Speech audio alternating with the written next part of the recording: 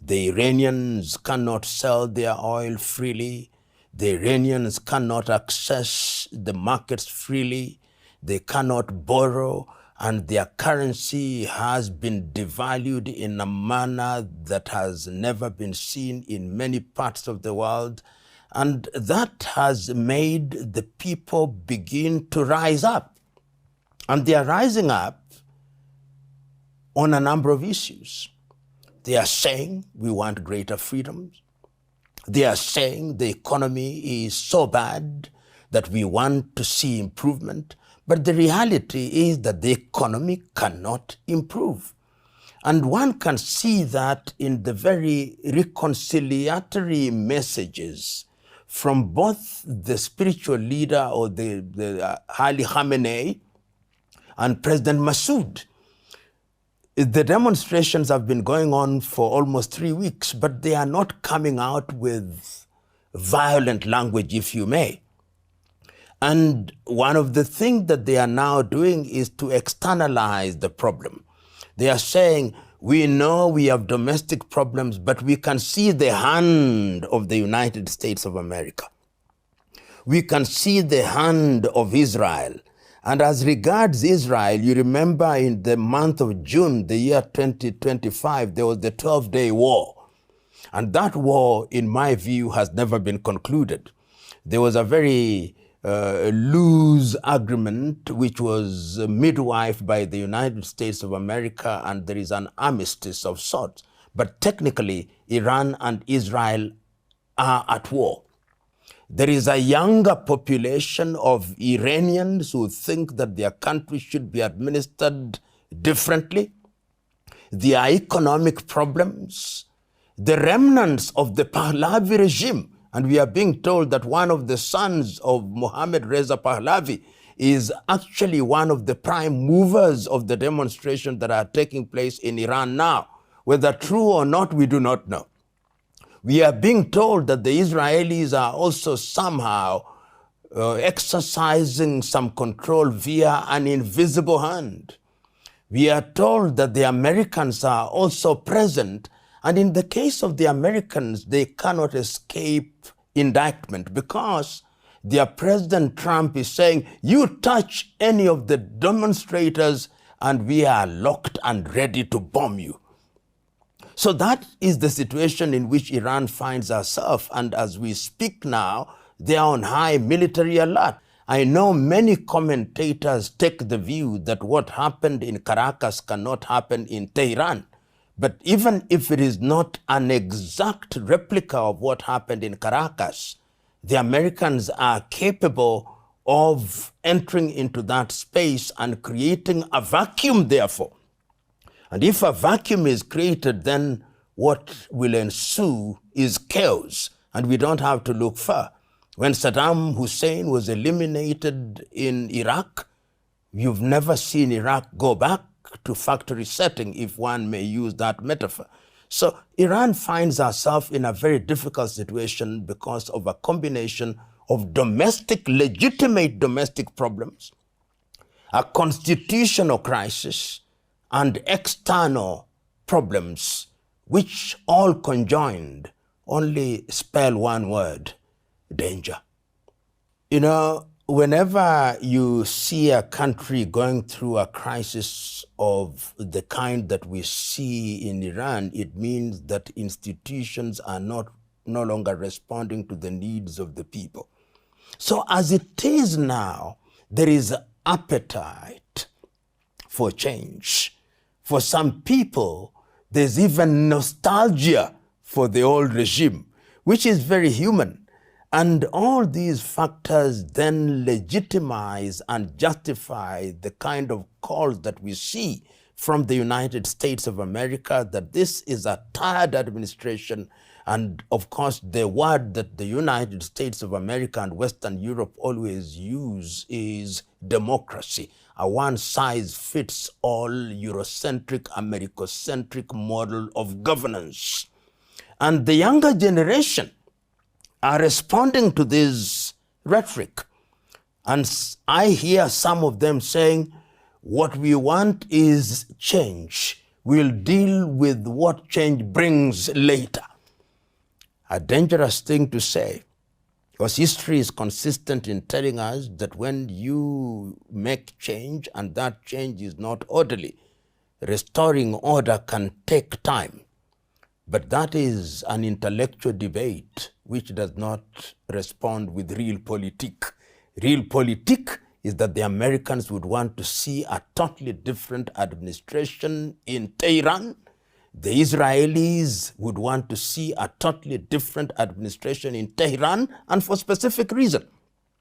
During the 12-day war, for the first time in an impactful way, a missile landed in Tel Aviv from Tehran.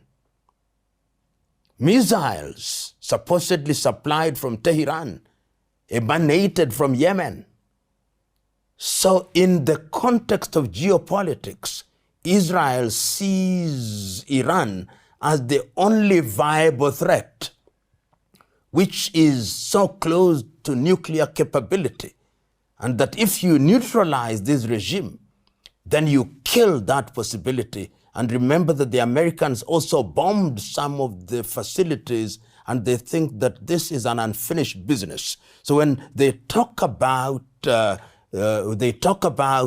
regime change, they also want to finish the unfinished business. And from where I sit, that unfinished business started in 1979 with the humiliation of the United States of America, and it must be concluded. Iran, the Ayatollahs must be humiliated. American administration, the presidents notwithstanding, has a long memory. And they remember 1979. You know, when one looks at Iran and the rhetoric of Iran, you know, Iran is one of the few countries which believes that the Israeli, what they call the Zionist regime, must be swept off the surface of this earth. There is not a single country that uses that kind of rhetoric as regards the state of Israel. But one can never say never. In the history of the world, the worst of enemies have sometimes become allies for the sake of either a short-term agenda or a long-term agenda.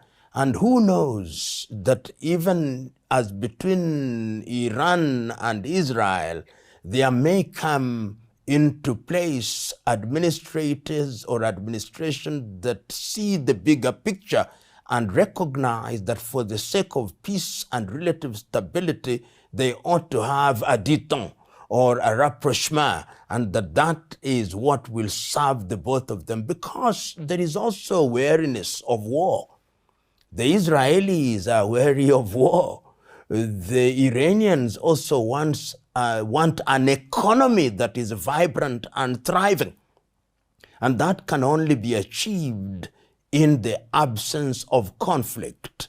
So one can foresee a situation where in future there may be some kind of very structured relationship between Iran and Israel and the United States of America. And it is in this context that I understand the willingness of the Iranians on different occasions to enter into an arrangement as regards their nuclear capability, and to convince both the West and the West, to include the United States of America, that our enrichment of uranium is not for military purposes, but for civilian purposes. The regime change in Iran is going to be impactful in the region. I think as regards Yemen and the Houthis, particularly in Yemen, their big underwriters have been the Iranians. As we know now, the Saudis are beginning to gain ground in that part of the world. And I think if the regime changes in Iran, then the supply of weapons will be cut, and the Houthis will not have the capacity or the ability to deal with the Saudis or any other perceived enemies in the manner that they have been. and they will have no bullets in quantities that they need. They'll not have the missiles in the quantity that they need, and they would very easily be subdued by the combined force of the Saudis and the Israelis. So it would change that situation very dramatically. Indeed, even as I speak, the situation in Yemen is changing. The ease with which the Saudis have been gaining territory and the ease with which you can see things happening in the favor of the Saudis is indicative of the fact that something is not happening, and that supplies from Iran are not happening as they used to the Houthis in Yemen. In all these things, Israel stands in a very unique position, unique in the sense that since the creation of the United Nations in 1945 and the coming into force of international instruments such as the Universal Declaration of Human Rights, the Geneva Conventions of 1949, the institutions such as the ICC, the institutions such as the ICJ, Israel is the only country on earth that now operates outside of what is known as international law.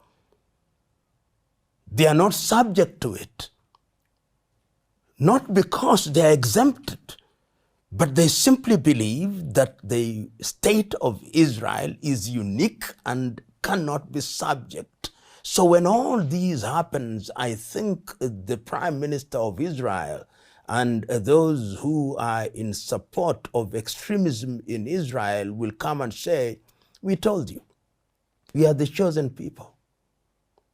Whatever we do is what the law is. If indeed it happens, and it can, that the United States of America and Iran enter into an arrangement that then stabilizes their relationship, the Middle East will change. Because if you look at the Middle East now, nobody simply wants to speak against Israel. Look at all of them, the Saudis, the Egyptians, the Lebanese, the Jordanians. Nobody wants to speak against Israel. The only country that really raised its head and said, we cannot allow this to happen and we are going to do something about it, is Iran.